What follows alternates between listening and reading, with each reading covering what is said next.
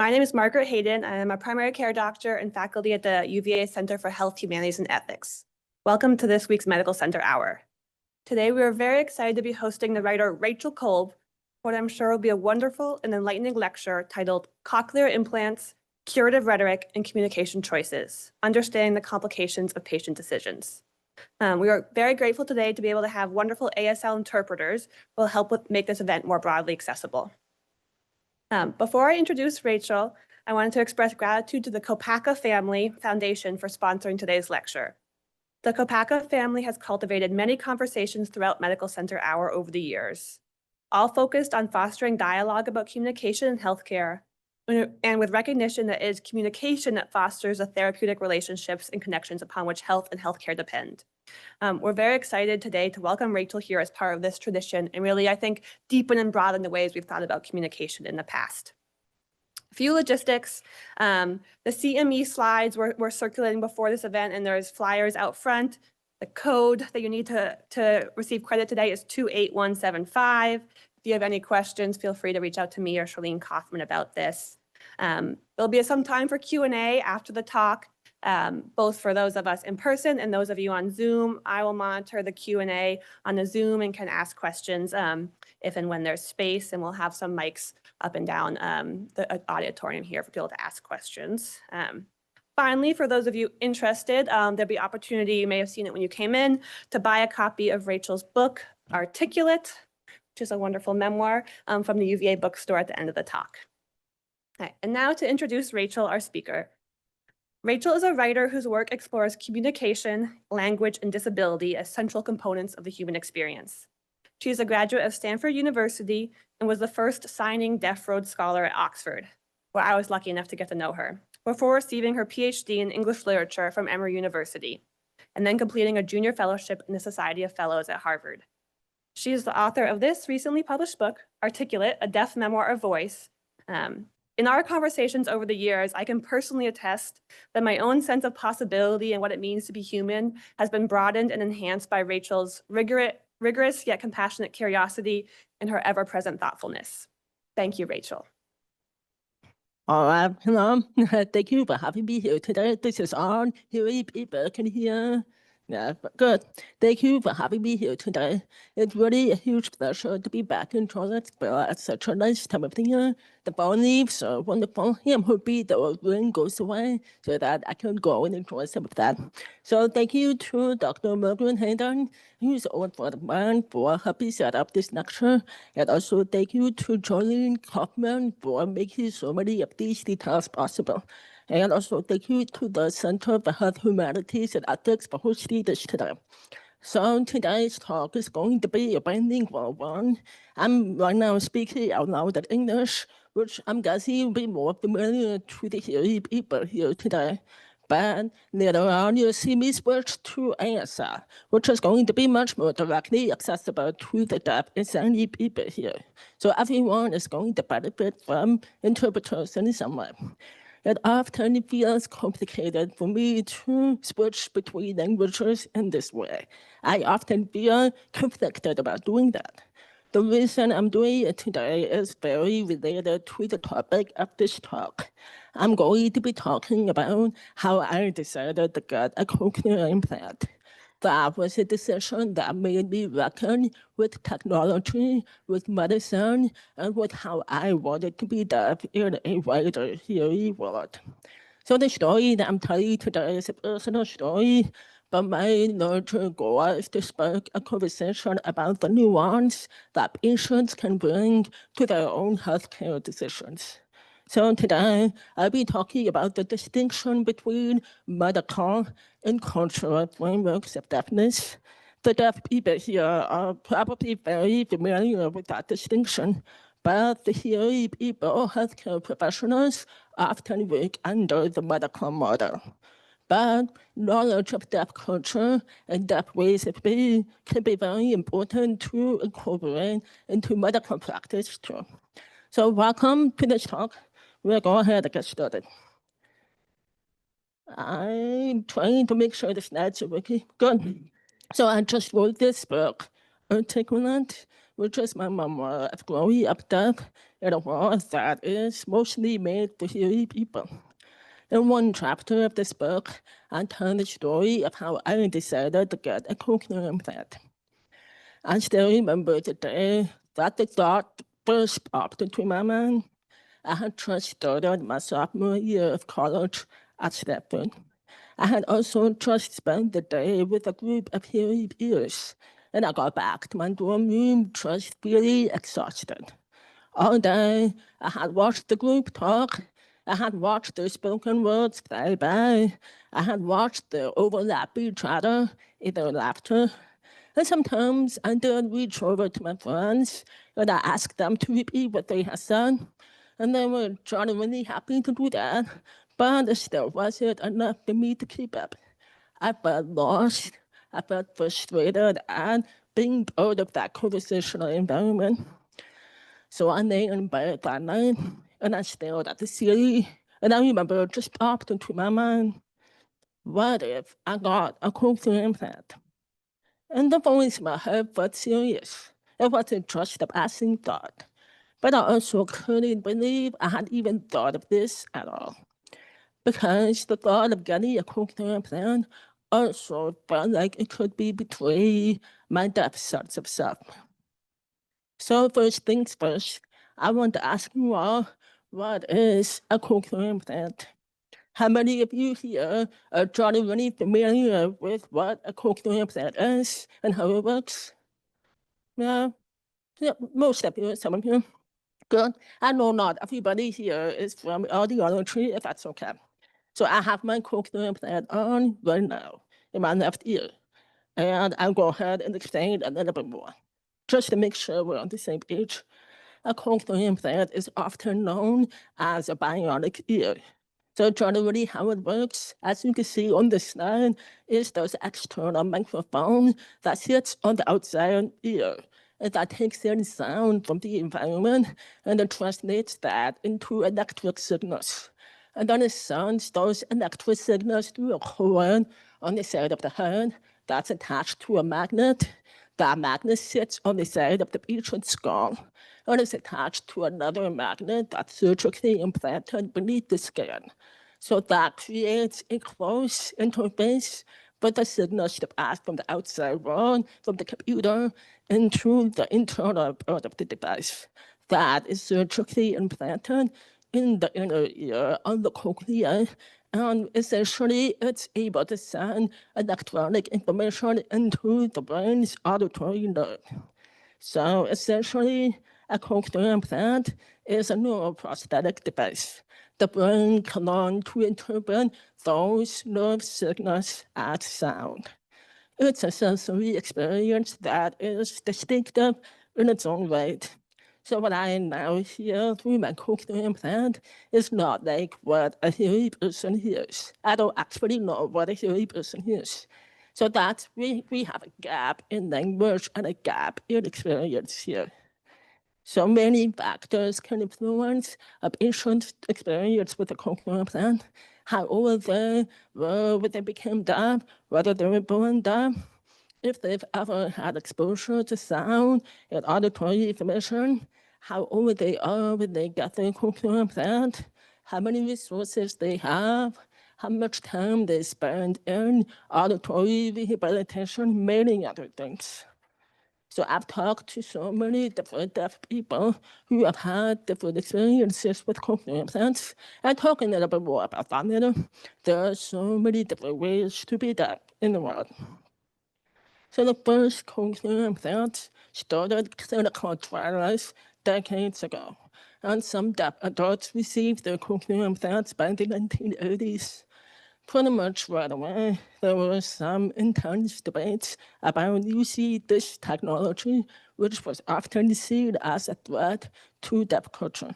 You can see a headline on this slide from the New York Times in 1984. And just a couple of years later, when the FDA approved cochlear implants for use in children, that debate became even harder. So especially in the early days, the cochlear implant issue often split people into two camps. On one hand, There were those who celebrated it as a medical breakthrough, even a step closer to a cure for deafness. And there were also those who saw it as oppression, who saw it as a threat to sanity, deaf life.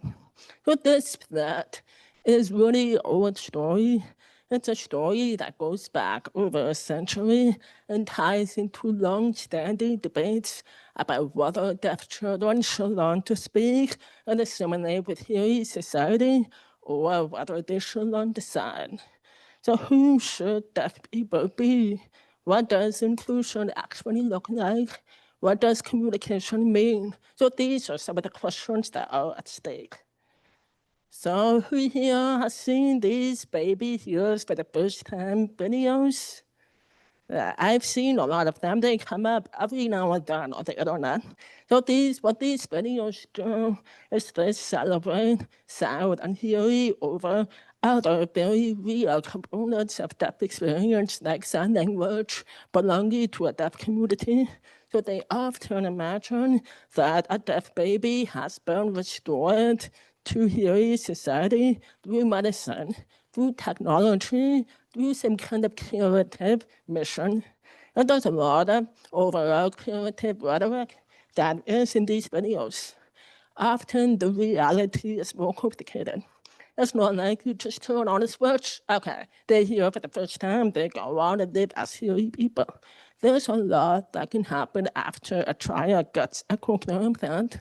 Some kids do integrate auditory information very well into their lives.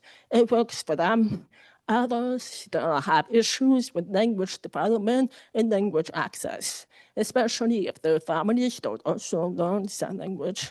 So accessibility is still important, including access to a visual language like sign language.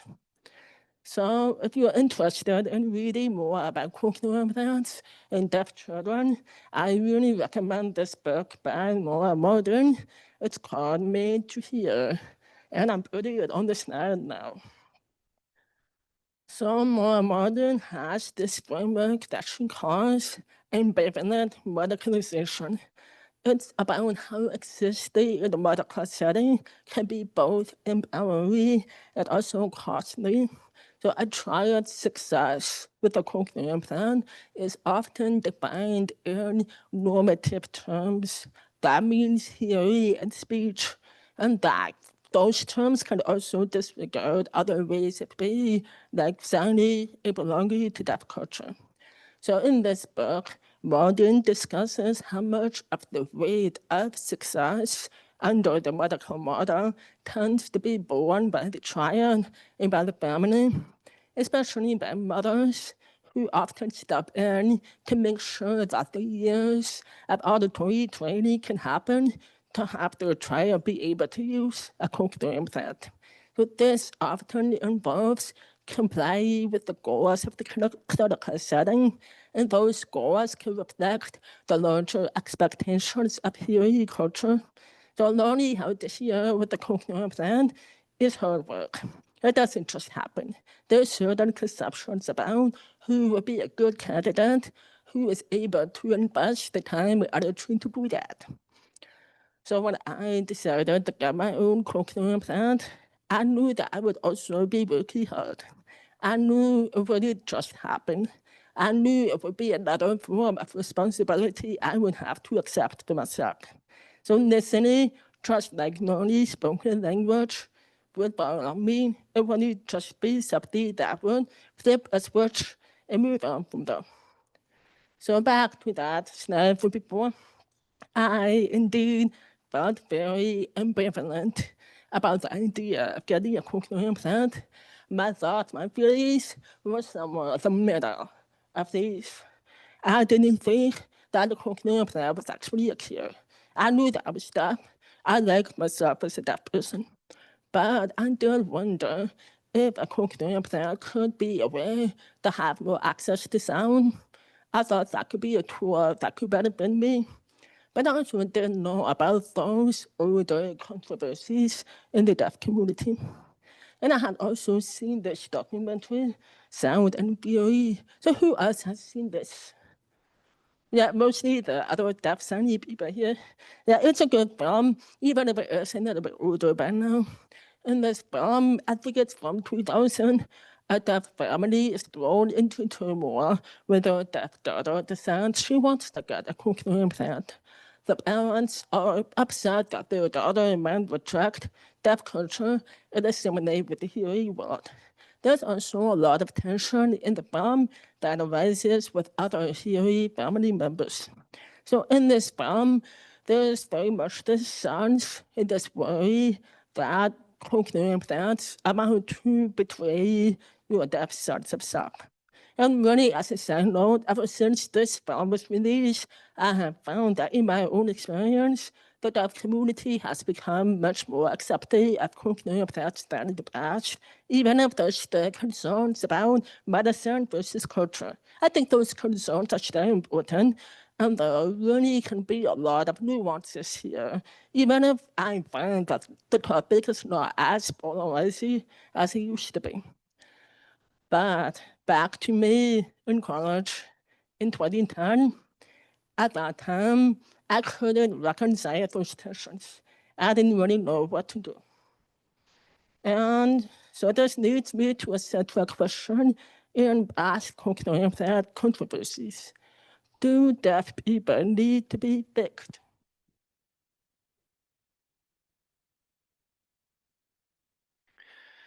Really, the answer is no. Deaf people do not need to be fixed.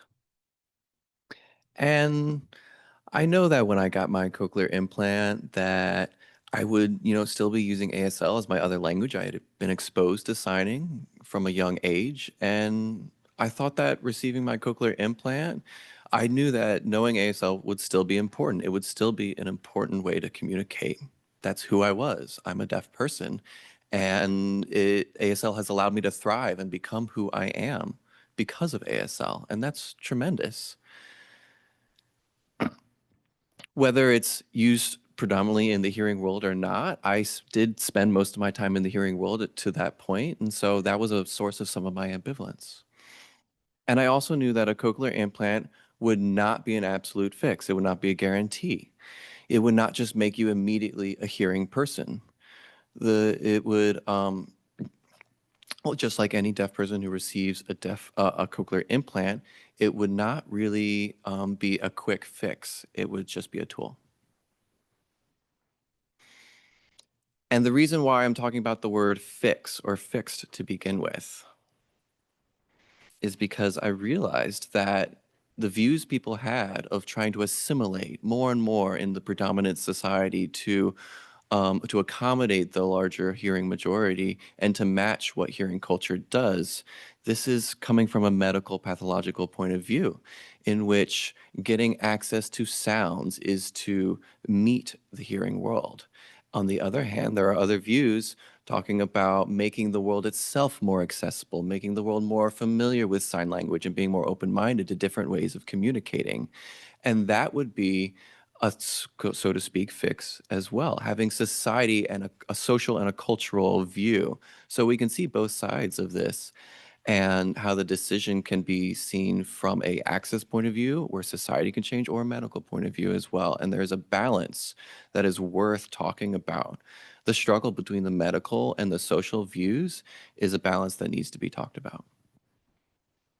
Since a child, I have always struggled with this back and forth between the two different worlds, the hearing world and the deaf world. You can see shortly after I was born, here's a baby picture of me wearing hearing aids. You can see them in the picture.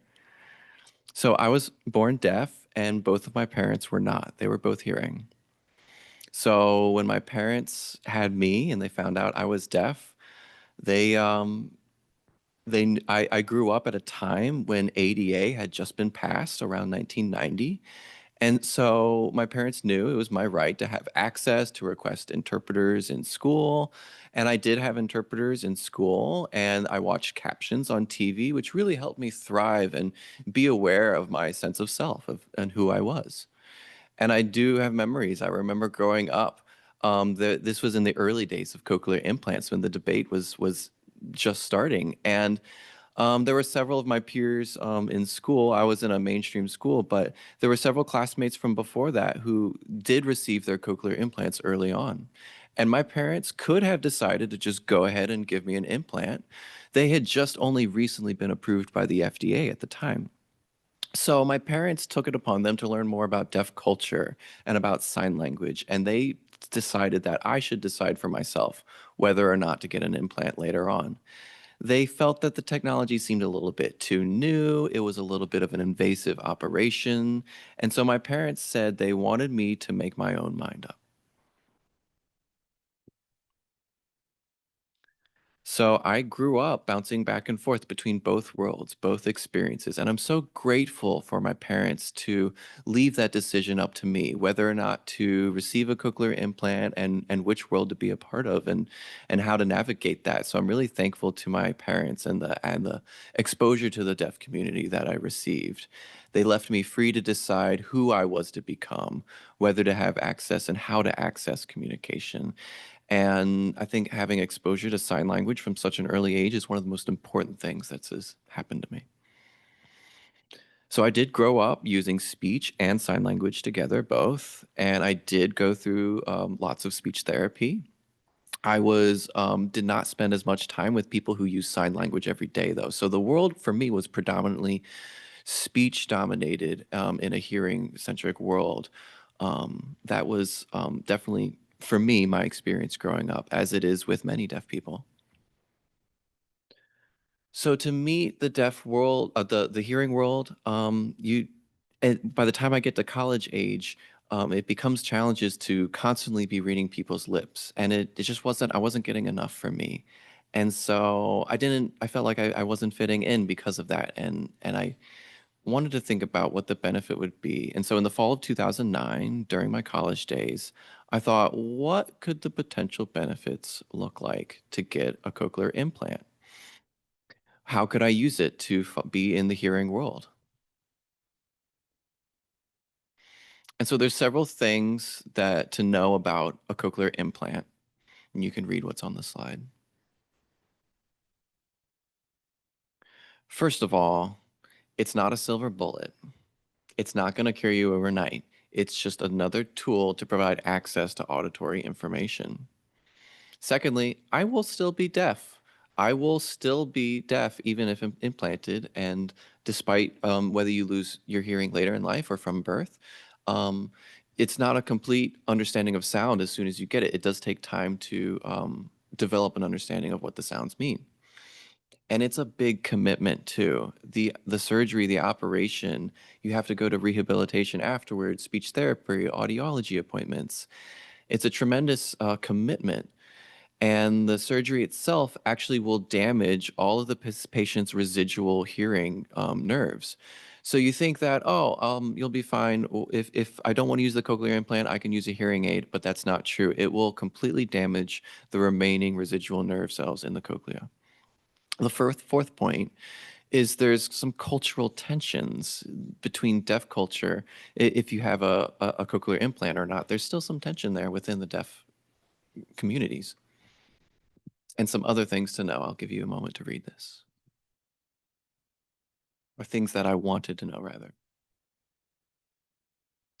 If people would be rejected for some reason from the deaf community because of having a cochlear implant, would I be seen as broken? But I'm not. I'm not broken. Another point is that the concept of deafness needing to be fixed.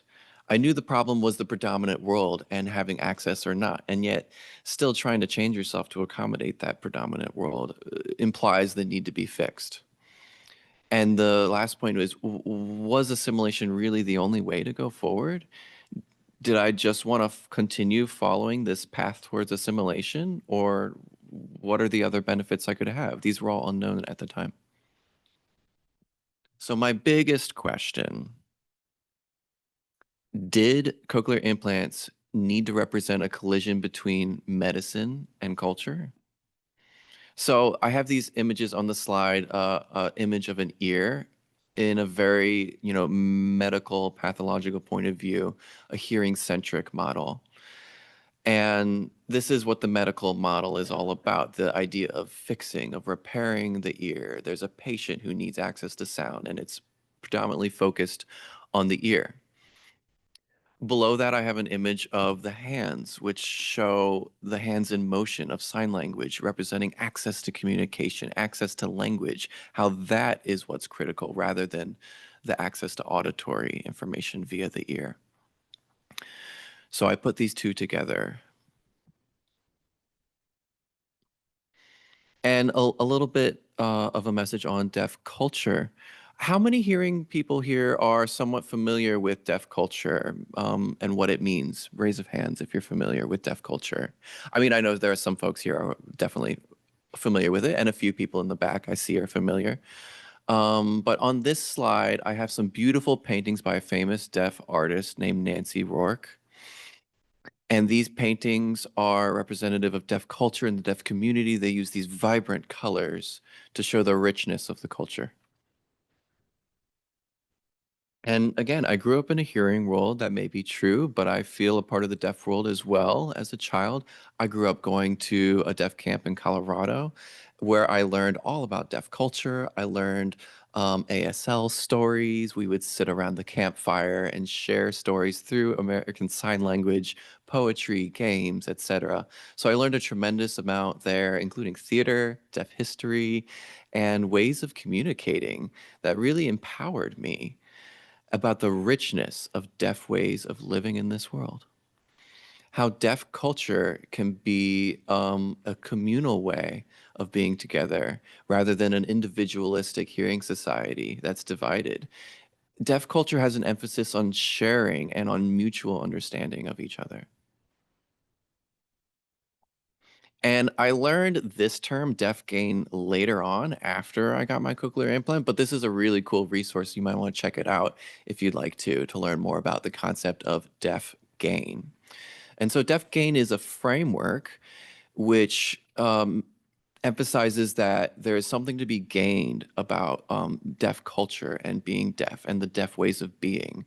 And it also includes architectural principles of design that empower people using sign language to be in existence spaces that facilitate sign language and visual communication. So it's about more than that. It's about poetry and expression.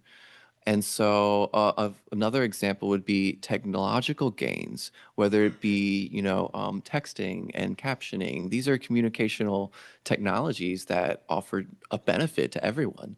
And so there's a lot of discussions about deaf gain and the framework, where there are other frameworks of hearing loss, which is a typical hearing point of view. You have lost your hearing. You have something lost, and there's something to pity. But that is, sort of a hearing centric. And you can flip that framework and say, oh, hearing folks have lost out by not having access to these beautiful deaf cultures. So really, I grew up often feeling this in-between sensation. And I'm going to talk a little bit about capital D versus lower D deaf and what it means. Lowercase d refers to deafness from a hearing-centric perspective, while capital D deaf emphasizes, being culturally deaf. So for me, growing up, I often felt like I had a foot in both worlds, both capital and lowercase d deaf, which although I did spend a lot of time in, so to speak, hearing world, I was struggling with my identity and where to figure out where I was. Was I lowercase d deaf or capital D deaf?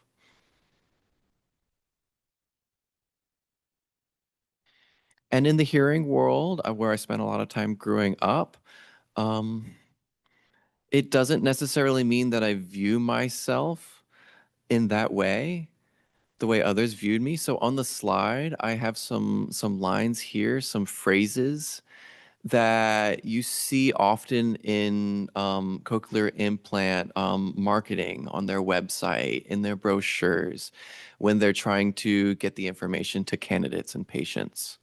Often they'll talk, it's a mindset related to these, and these are exemplifying those mindsets. So, quote unquote, give your child the gift of hearing. Hear more, do more, live more, live a more connected life, or get your life back. And there's nothing wrong with hearing as a way of communicating to get information in the world. There's nothing wrong with that. I can understand that. But the message implied is a viewpoint that deafness is something sad. It's something that you've lost. It implies a viewpoint that it's better to be a part of the larger predominant culture, that you would have more connections in life, or that you would be a part of more communities. And when I went through the process of getting a cochlear implant, I would see these marketing phrases and it kind of made me a little uneasy. It didn't feel like it really applied to me in my situation.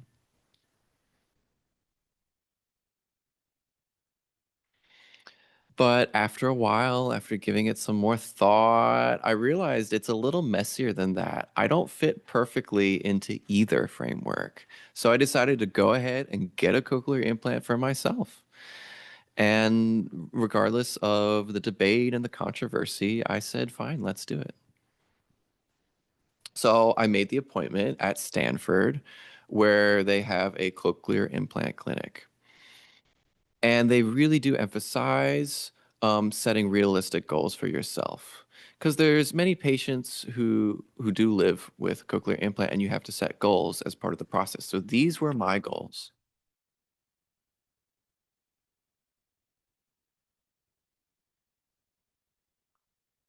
I won't read them out loud, but you can take a moment to see what my goals were. And notice what I did not write down. I did not expect to become hearing. I didn't expect to hear speech over the phone. I didn't expect to never need interpreters or captioning. Those were not my goals. I knew that inside I would still always be deaf. And so my goals were more as written on the slide. I had a view of, I knew a cure would not happen regardless. And so I felt that when a medical intervention happens, a patient does have to navigate a variety of decisions about cultural views, about decisions after the fact. And so I did think it was important to emphasize it's not just one decision, it's a variety of decisions. So I decided to go ahead and get my cochlear implant in 2010, which was now 15 years ago. It's hard to believe. And when I did get my cochlear implant, it was one of the strangest experiences of my life. Here is a picture on the slide of the day I got my cochlear implant turned on, which was summer of 2010. And I remember back then there was seeing those videos of baby ears for the first time. I was thinking about those, how my experience was nothing like that. Getting the implant turned on for the first time was a jarring experience. It made me leap out of my chair. I thought it was awful, the sound coming through. What happens is the nerves in your head are getting stimulated from the inside. There's an electrical impulse from inside the cochlea, and it's hard to make sense of it. The brain can't make sense of it. It takes several weeks until you actually hear sound. At first, it's just electrical impulses in the nerves. And so that summer, it was a 2 or 3 month journey of the first programming of it, and it was pretty cool, and it was also stressful at the same time. I would not necessarily go back to that time. It required a lot of training, a lot of doctor's appointments, and adjusting the technology. And there were more decisions involved with those subsequent processes. And so it was exhausting. It was stressful. And you can imagine what it feels like. If you read my book, there are several chapters talking about the months after getting the implant, what that experience is like. And yeah, so after I received my implant, I really had developed this new connection to music. So I wrote a short little film that was published talking about the sensations of sound. This was in the New York Times. And it's an interesting way. You can look at the website. I don't have time right now to show you the video, but I realized that after I got my implant, there were several things I was hearing for the first time and several things I was experiencing, such as rhythm of the body, seeing experiences and feeling, what does music mean to me? What's the parallel between hearing culture and what's that framework given my experience to that point with music? So I learned over time how to use my cochlear implant. And with the implant, more and more, I started to hear more things. And I knew in another sense, I also felt more deaf than I used to be before the implant. And I realized that ASL, American Sign Language, has visual information. It's right there. It's what I'm good at. And there's also this aspect of body language and communicating with people through a visual means. And so I developed this flexibility. Then hearing folks often don't have that flexibility. There's a really narrow reliance on auditory information and speech, but deaf ways of being includes flexibility. And that's an important way of life. So yes, I did hear more and more things. I had more access to information, and I knew also more about who I was and who I was as a person. And so I began the process of writing this book that led me to here and now giving this talk to you today. And now I would like to propose something. For me, in my life, I realized that the cochlear implant was not a cure. It was an enhancement to my life. My life was already there. I already was a deaf person. I decided to get a cochlear implant, and it was an enhancement. It was an enhancement to what I wanted out of life.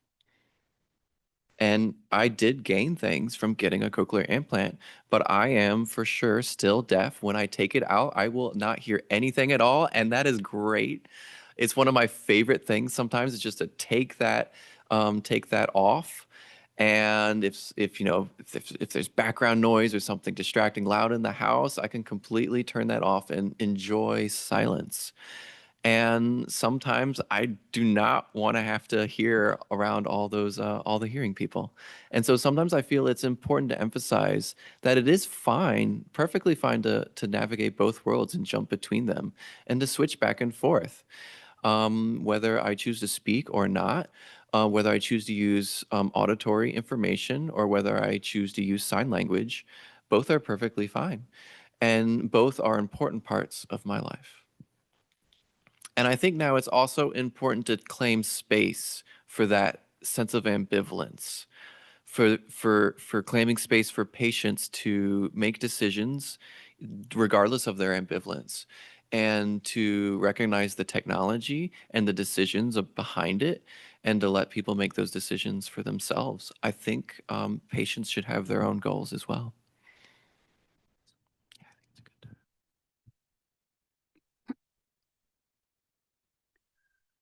So again, I just want to emphasize that the cure wasn't the point for me.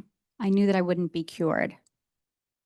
It's important to remember that sometimes patients, they might set up an appointment and they think that they might be cured by this, but they have to be more comfortable, that they have to understand that it's a more complicated process. And each individual patient is going to have different goals. They're going to be different than the goals that I had. Maybe they're technological goals, maybe they're whatever they might be. They're going to have a variety of different experiences in the deaf world. And some people, they do have the goal of going to the doctor. They do want to feel like they want to be cured. They want that medical fix. And that's up to them. But I think that that's complicated because it's based on our societal view of deafness as a negative. There's a lot of negative stigma about that. So they might not have been exposed to deaf culture previously in their lives, and so that's why they might feel that way as well. But I think the point is to have the discussion with the patient, let them know what some of the options are, let them know what the process is going to be like, and let them sort of weigh those choices for themselves. For me, my real goal was that I just wanted to be able to communicate a little bit better in my life. For me, I already know how to use speech and I could communicate with hearing people, but I could also communicate with deaf people as well. But it doesn't mean that, you know, my communication is necessarily better, but it was just another tool to have for me. I felt that using a CI, a cochlear implant, would just be a little bit better effective way of speaking with the hearing people in my life.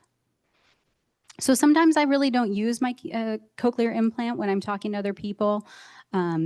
It depends on which mode of communication I'd like to use at that time. And I know a lot of people are interested in the environmental awareness as well. They use these cochlear implants to be aware of the sounds that happen around them. You know, maybe they like listening to music and they want a little bit more exposure to that, so they'll use their cochlear implant for that. Or maybe they want to have a better understanding of what's going on around them. Like, for instance, if they have a baby and they want to know when they're crying, or if they're in the next room and they need to be able to respond to something like that. And that's fine. I think that there's many different ways to, or many different reasons that people might want an implant. And so a lot of the time, people might use it only for 4 hours at a time. There's a large range of how effective it can be and how often people like to use their implants. And honestly, that's just the tip of the iceberg. There are a lot of different goals that people might have for this and a lot of different concerns that individuals might have, and it can influence their use of technology. But I think the most important thing is to sit down with the patient, give them time, give them time so that you can learn their background, learn their goals and their purpose for being there. And sometimes they might use speech and sometimes they might not. So right now, I just wanted to talk about patient and provider communication. There are different ways that you can empower your deaf and hard of hearing patients. I'll let you read those. So the first thing I want you to remember is that the deaf and hard of hearing community is extremely diverse. You're going to have a large range of cultural, linguistic backgrounds and ages. And so it really depends on when somebody might have become deaf, whether they were born deaf, whether they were late deafened, what experiences they had in their lives, how they communicate, if they use spoken language with people, or if they prefer to use sign language, or if they jump between the two. The second bullet point on there is that there is a difference between being congenitally born deaf and being late deafened or hard of hearing. Those individuals might have experience already with speech, and then they might learn sign language later on. So that's really a big difference in patient population. They're also going to have different attitudes to technology and whether or not they want that intervention. They don't want doctors to be asking them too much, and they want to make sure that your questions are culturally appropriate. You don't want to just focus on, again, that cure or the technology. I want you to step back and see the person as an individual.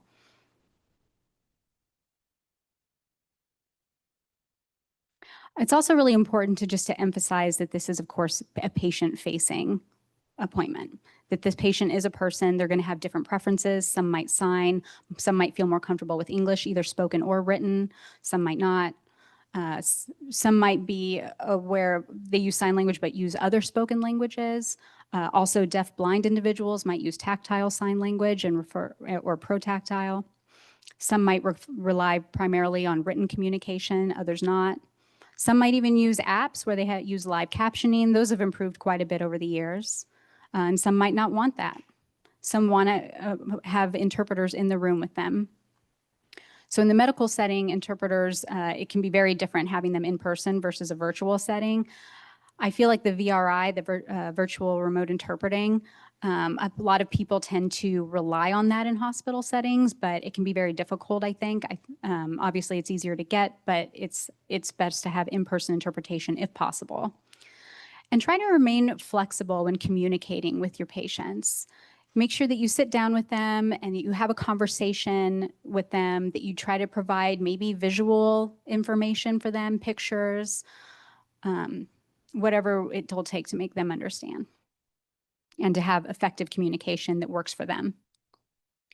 So the clinical space, you want to make sure is accessible for a patient as well. Oftentimes I've been to a doctor and I have requested an interpreter, but before they show up, I still have to check in with the person behind the desk. And they might have to call my name and they don't provide enough information. I don't know that I've been called. It can be a very stressful situation when you first get there, meeting for someone at the front desk. So make sure that there's always a way to provide information to your deaf and hard of hearing patients as the front desk. So if we can go back to my book, this is really about my ambivalence, about this kind of code switching and navigating the deaf and hearing world. I still feel very ambivalent all the time about many things, and it can feel like a little bit of an internal struggle. So I talk a little bit more about my personal experience and my story in this memoir. It's a really interesting read that we can talk about a little bit more later. But a lot of my ambivalence with the medical setting is just because of my own personal decisions with the cochlear implant. A lot of people are going to make different decisions for themselves. And that struggle is something that I wanted to talk about a little bit more in my book. So you just understand that that struggle is going to be very different for a lot of different people, that there's a hearing view, there's a deaf view, and having communication access to language, that is really the most important thing, regardless of what mode of communication they use. So I often say that I live in both and, that I'm deaf and hearing, and sometimes, without my implant, I'm jumping between these worlds. I know ASL, but I know English. So I feel like I'm very complex. I contain multitudes, but my life is messy. And I have to learn to be honest. I have learned to be more human and be accepting of myself. So I would love all of the medical professionals here today to be open to that complexity and to provide more culturally accurate information to your patients, and recognize that the disability can be a part of who they are and part of their life. And so we don't have to just figure out how to fix those people, but we want the medical intervention that they might not sometimes want that medical intervention. So thank you all so much for coming to my talk today. I'm so happy that you're here, and I would love to accept some questions now. Thank you so much, Rachel. It was truly, truly wonderful talk. We'll open it for questions both in person, and I'll be watching the Zoom. So if in the room, if you want to put up your hand, we'll be running a mic. I see one over there. We'll start there.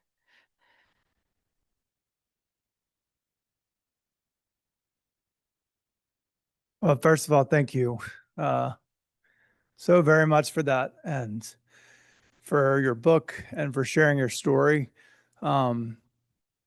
I'm really reflecting a lot on the words that you choose, and I love how in the book you, as well as in the talk, you're using those words in so many different ways and calling our attention to the diversity of how we express ourselves.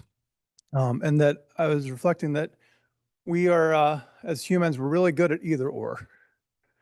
We're not good at both and. And if permit my question, just a brief personal story, I'm lowercase d deaf and hard of signing. And I have found as a late deafened person that I've really struggled to go the other direction. I have a cochlear implant, and I haven't, in some ways, the word I would not choose the word enhancement for my experience, because in some ways it was almost the default to which I was pushed. But I, in experiencing that, have found a sense of loss that I'm not part of the big D deaf community. So as you've reflected on your own experience, and as you reflected and talked to so many people trying to live in this both and world, how might you help guide those of us who are late deafened, who struggle to go in the opposite direction, those of us who are in the hearing world and want to be part of the deaf world?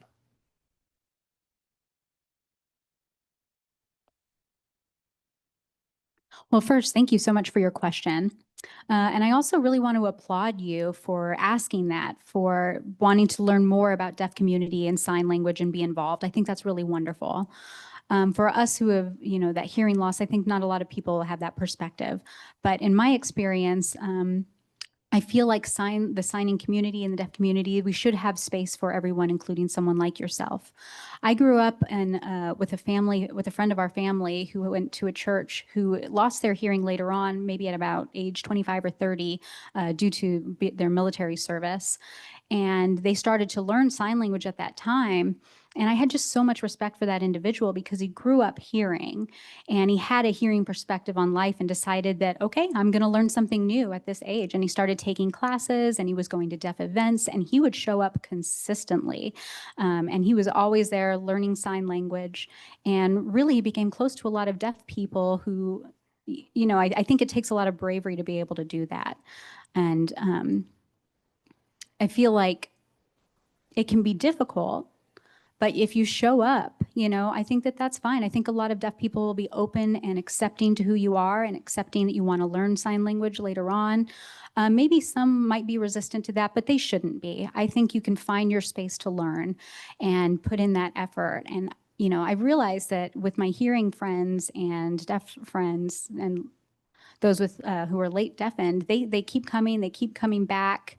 And as long, and they just keep showing up. And the deaf world, the deaf people in our world really realize that that's important and that they're one of us too.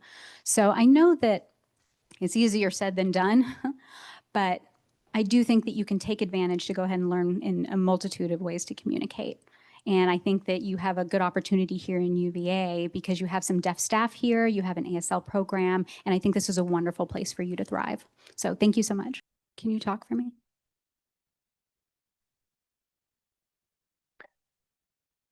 Thank you so much for your talk and sharing that. Thank you for coming here so much. So really, I have two questions for you. The first being, what is your experience with doctors here? And I remember you listed some of your goals. How successful were you at meeting those goals?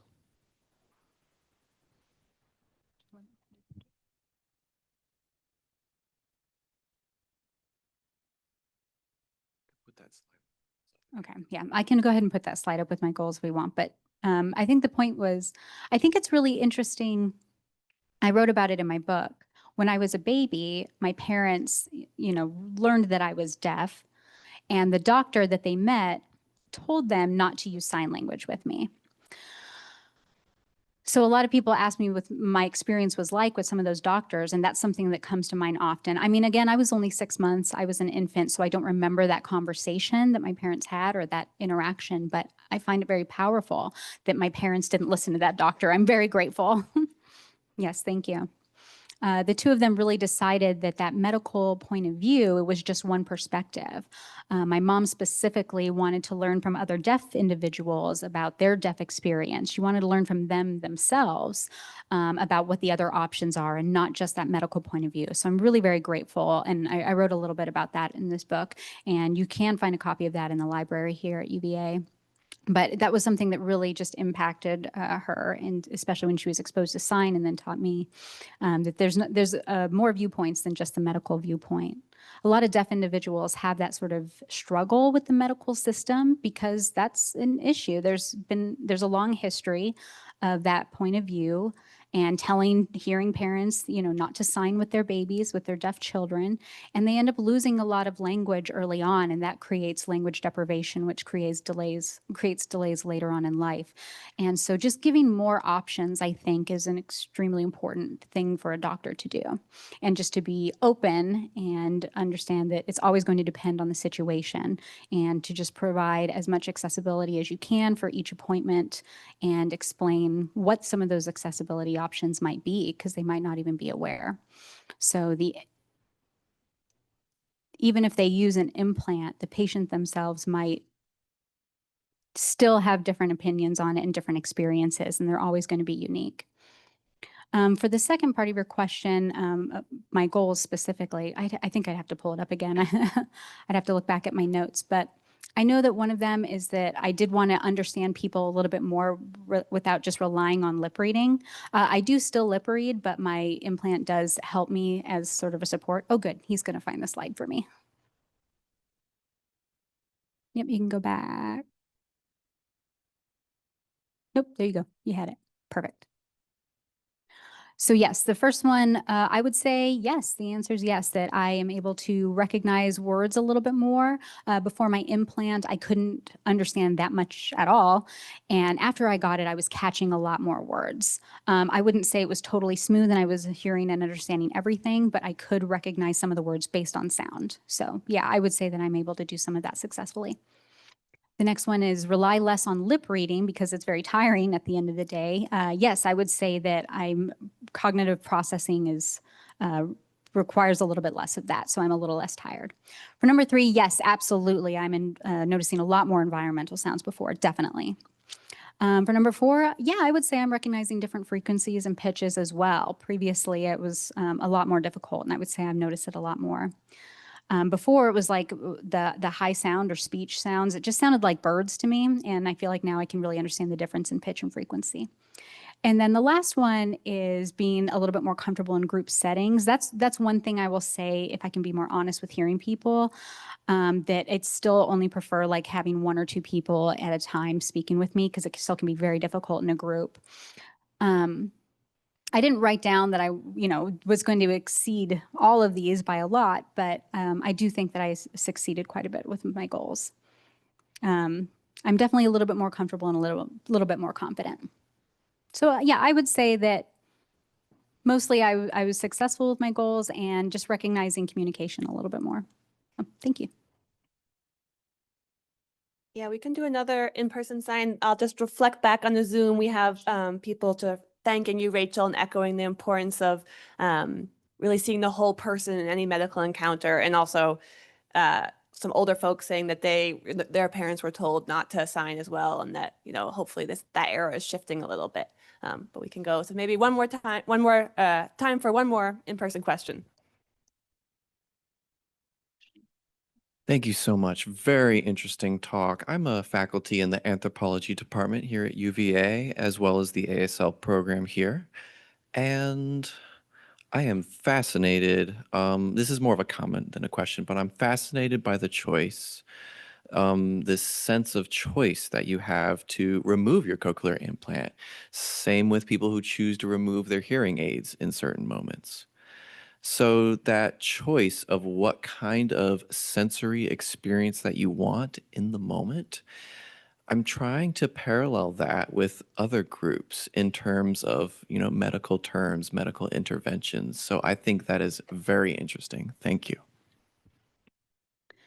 Yeah, I'd have to think a little bit about that. When I wrote the book, I do remember specifically having that sort of doubts, that ambivalence about the implant, and I realized, I can just take it off.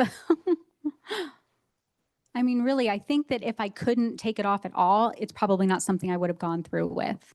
But I think that deaf sense of self that I have, that was always there. And I just feel like, who I am inside, that's still there. And I will always have that. So yeah, the sound is fine. I enjoy using it in some respects of my life, but having that opportunity to take it off, yeah, I don't think I could do without that. I couldn't imagine living my life without the ability to take the implant out. I realize that my brain wants a break from that sound as well. If I've been hearing all day, then having the opportunity to take it off means like a break for me. If it's on too long, it can be very stressful. So yeah, I just take it out and I'm able to bounce back and forth really easily. It's really nice. So yeah, it's interesting. I don't know whether the parallels with that as well. I know we're at time, but I know people are really excited. We'll do one more question, and then I think Rachel is happy to stick around, but we'll squeeze in one more. I have several questions, but okay, I'll limit it to one. I noticed how fascinating it was to receive a cochlear implant, and I'm thinking about the difference between a hearing aid, how conflicts arise with a cochlear implant. Meanwhile, a hearing aid, there's less, cultural implications. I'm wondering if that's kind of my question. I think that anything with a surgical intervention feels more invasive. It feels more serious. I think I'd have to read a little bit more about the history with that, but I think again it comes back to that idea of a cure or a fix for individuals, and whereas the hearing aid doesn't quite do that. That's a really good question. Yeah, I think a lot of people think hearing aids are no big deal. It's whatever. But an implant, it just felt like that was where the controversy started. I think it's less so than previous, but yeah. Well, we're born in different eras, so there's a lot to share. Yeah, we'll have to do a side by side. Thank you, Rachel, and thank you to our audience for such a great event. We'll have our next Medical Center Hour in 2 weeks with the Brody Committee welcoming Dr. Rina Carini to talk about principled assessment in medical education. So hopefully see you then. Thank you all so much.